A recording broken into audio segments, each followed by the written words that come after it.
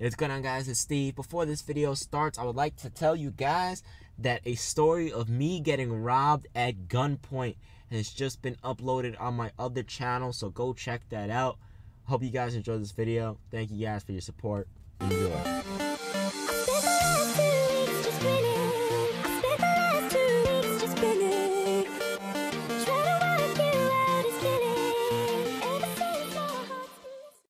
What's going on, guys? It's Steve. Dwyane Wade is back? This is ridiculous, man. Dwyane Wade had 35 points and shot 5 of 7 from 3. Now, we all know he's dominating this year. You know, it just in terms of shooting the 3 ball, he's absolutely, it's improved tremendously. And you know what the scary thing is? Imagine if he would have kept or actually worked on his 3-point shot when he was in his prime. He would have been one of the most unguardable, probably the most unguardable player in NBA history. He had the post game. He was too quick, too strong, too athletic. He jumped too high. He was too fast, hence the name, The Flash. And then on top of that, if he was a shooter, he would have been Stephen Curry with strength, athleticism. Not Stephen Curry. He would have had Stephen Curry's shot, off the dribble and things like that, because D-Wade played on ball off the dribble. He would have had all of this on top of his already unstoppable offense. Imagine how elite. He probably would have been averaging like 35. But anyway, he's out of his prime, yes, but he's still an elite player. I told you guys this in one of my live streams. And by the way, I'll talk about the live stream at the end of the video, why I slowed down the live streams and things like that. But anyway, so right now, you know, he's averaging pretty much 20. It's 19.6, but we'll say 19, 5, and 3, which is absolutely ridiculous. You know, for someone out of his prime, not even the number one option, behind someone else that's also averaging 20 plus, and you also have Rondo and things like that. But he's shooting 53% from 3. It's crazy, man. He's dominating right now. And last night, him and Melo were going at it. They weren't guarding each other because, again, they're getting older. We understand this. But D-Wade played good, man. And now that he's developed his 3-point shot, he's going to last longer in the NBA. He could probably go another 5 years if he can continue to shoot like this. He can go another 5 years. He can easily go another 5 years and continue to dominate the world. You know, that's what legends do, man. They adapt their game. That's what legends do. And this is why, you know, I told you guys this before. I don't know if you guys believe me, but this is why players like Carmelo, Kobe, and MJ lasted a long time. Now, MJ would have had played more seasons if he didn't retire, and he could have lasted longer as well. But at the same time, this is why Melo's going to be lasting. This is why Melo's probably going to play another 6 or 7 years. Maybe not dominating for another 7 years, but he's going to play another 7 or 8, around 6, 7, 8 years. You know, and the reason why is because he doesn't rely on athleticism. And this is why Kobe lasted long. If you guys remember, in 2013, before Kobe went down with that injury that pretty much ended his career, because the next 3 years he was pretty much injured and done. In 2013, Kobe was still averaging 27 points per game. And this was a 17-year pro, Kobe. 17 years in the NBA, and he was still averaging 27 points per game. That's crazy. That's crazy. And you want to know why? Because he didn't rely on athleticism at the end of his career. If you look at Kobe, he had the athleticism, and then his athleticism declined. Okay, I'll size you up. I'll put my back to the basket. I'll face up. I'll take you off the dribble. You know, I'll post you up. You know what I mean? I'll use footwork, jab steps. And that's what you see Carmelo Anthony doing now. He's playing off the ball. He's jabbing. He's doing all of these things. And just, not dominating. But, you know, he actually, it could be argued. But he's playing well. You know, and D-Wade has the post game. We already know this. He has one of the best mid-range jump shots in NBA history. Now, on top of that, he has a 3-point shot. He's going to last a long time now. He can last easily another 5 years. If he can continue to shoot like this from 3, no doubt about it, he's going to last another 5 years in this league, man. Great. I'm happy to finally see him. He looks happy playing, man. The last few years, I don't know, it's been weird. He was happy, but I don't know, there's something different about him, man. There's something different about him. The way he's stepping back from 3 on Joakim Noah, that was a travel. He stepped back twice. He stepped back and then he stepped back again. It happens though, because when you step back, you're kind of off balance, so you step back twice. It's weird. It's like a natural thing. I've done it before. A lot of a lot of basketball players, if you guys have played before, like, you'll know sometimes when you step back so fast, you actually step back twice. It's crazy. But yeah, man. So he's back, dude. I really wish he would have stayed in Miami, though. It's kind of sad.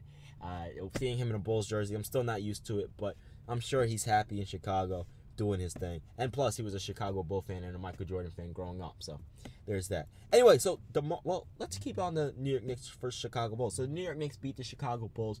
They're finally playing well. The New York Knicks, I think they had like 32 assists last night and only 5 turnovers. And this was funny because Derrick Rose said, I think all 5 were my turnovers. That was funny. And Derrick Rose's return to Chicago and Joakim Noah's.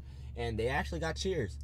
Derrick Rose, I remember when they were announcing him, he was getting cheered. There were some boos here and there, but for the most part, they were cheers. Same with Joakim Noah.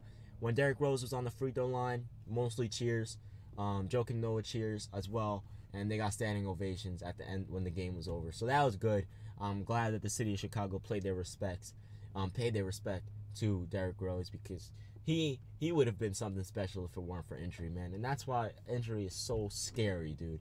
You can be a potential top 20 player of all time, and then you go down with an injury, and look at T-Mac, man. You know what I mean? But hey, man, I'm glad that Derrick Rose is adapting his role to being, a number 3. I don't know if he's number 2 or 3. It's kind of weird because KP's not really playing well this season. He played well last night, but the other games he's really not playing too well. So I would say Derrick Rose is the number 2 option. But Kristaps Porzingis played well last night. Melo played well. I think he had 25 points, 6 rebounds, and 3 assists, something like that, 4 assists. Yeah, I think it's 4 assists. He hit the dagger in Jimmy Butler's face. Melo scored 8 points in the final 3 minutes. So, yeah, there's that. It was a great game. Chicago versus New York, potential playoff matchup. You guys really wanted me to live stream that. About the live stream, I'm sorry, but it's so hard to live stream with my I don't want to. I hate this guy, dude. I really hate this guy. He puts his TV on so loud. Like, dude, you have 3 pairs of headphones. He has Beats, iPhone headphones, and then some other red headphones. Why not use them? Like, I yell at him sometimes. Like, put on your... You know what? Let me stop. Anyway, so DeMar DeRozan is still dominating in the NBA. He had another 30-plus point game. I think this is 5 in a row for DeMar DeRozan. He's elite. He's an elite scorer. Great player, man. He's developed. I'm seeing him pass the ball. I'm seeing him play off the ball, play on the ball. He's really developed into a really bright young star. And I will tell you guys this. If he can continue to develop his game and develop a defensive game and learn how to be a better floor general, and Kyle Lowry's...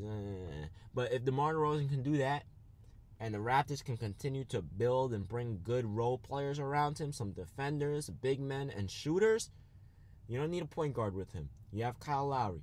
You have Corey Joseph. You don't need any more point guards. You need shooters, defenders, wing defenders, like small forwards, and then big men, backup big men for your Valanciunas, because you did lose Bismack Biyombo.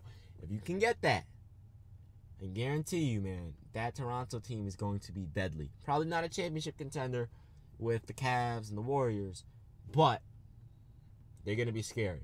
They're going to be a scary team to deal with, man. And, I'm just... It's weird seeing new players develop like this, Because, again, man, I grew up with T-Mac, Melo, LeBron, D-Wade, Bosh, Timmy, Dirk, Kobe, Michael Redd. Do you guys... I want to know, how many of you guys actually remember who Michael Redd is? I grew up with all of these players, even more. Yao Ming, Tony Parker, Chris Paul. I remember when Tony Parker was one of the best players in the world. I remember when Darren Williams was. So it's so weird seeing all of these younger players become the faces of the NBA. It's weird, and it's hard to adjust because sometimes I'm like, okay, they're great, but looking back, I still think Darren Williams was better than most of the point guards now. I still think Chris Paul is better than most of the point guards now. But that's the thing, like, even old people do that. So, I actually kind of understand why older people do that with the 90s, when in reality, the 90s wasn't even all that special. Besides, obviously, Michael Jordan played there. But in terms of competition, it wasn't really that competitive.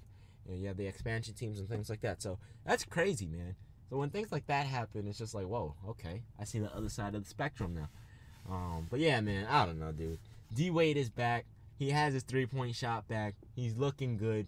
I wouldn't say he's a super... Well, I wouldn't say he's a top 5 player in the world anymore, but he's still one of the best in the world, even out of his prime, which is crazy.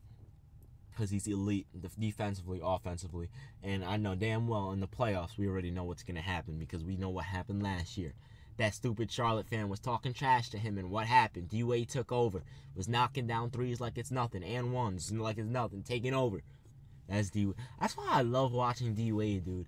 Like, no matter what the situation, no matter if you're down by 10, if you're down by 5, it doesn't matter. Dwyane Wade is going to take over and win you the basketball game. I don't think I've ever seen him choke up in a big moment. Even in his rookie, even when he was young, I think he hit a game winner. I may be wrong about the exact time and player and the team, but I think he hit a game winner on Baron Davis. I think it was Miami versus Charlotte. I think he hit a game winner against Baron Davis in like his rookie season when they went to the playoffs. And then the next year they went to the conference finals. And then the next year they went to the NBA finals and he averaged 35. I think it was like 35, 8, and 4 or something crazy like that. And I'm just like, what the hell? This dude never chokes in big moments. He never chokes in big moments. In 2011 against Dallas, he played big. In 2012 against San Antonio, I think it was game 3. I may be wrong. Yeah, it was probably game 3 or 4. Miami was down and D-Wade took over. You know, this dude never chokes in big moments, even out of his prime. So that's why I love D-Wade, man. Anyway, guys, I'm out of here. Let me know what you guys think about this in the comment section below. I know you guys love D-Wade as well. It's going to be sad to see him actually, like, retire. But it is inevitable. You know, it's going to happen one day. Hopefully not anytime soon because that's one of my favorite players. Anyway, guys, I'm out of here. Peace.